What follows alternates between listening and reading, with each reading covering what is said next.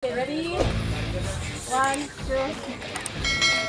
Hello, good evening po. Ako po si Janice Manipos. Isa po sa konbino ng Hashtag Putik DP Sara at organizer po, lead organizer dito sa bahay ni Tatay.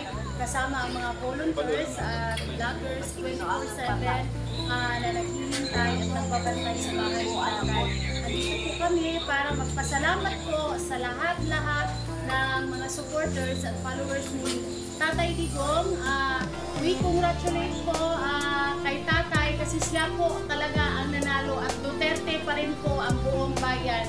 So maraming salamat po sa lahat ng suporta at pagmamahal at respeto niyo po na ibinigay kay Tatay Digong.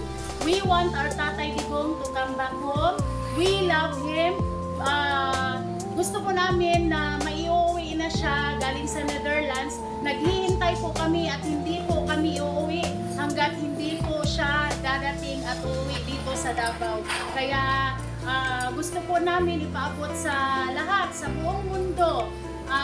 Mahal po namin si Tatay Digong at kailangan po namin siya dito sa Davao City. We love you, Tatay Digong. Congratulations! Duterte pa rin ang buong Davao. Duterte pa rin ang buong Pilipinas. Mahal na mahal po namin kayo. We want you to come back home.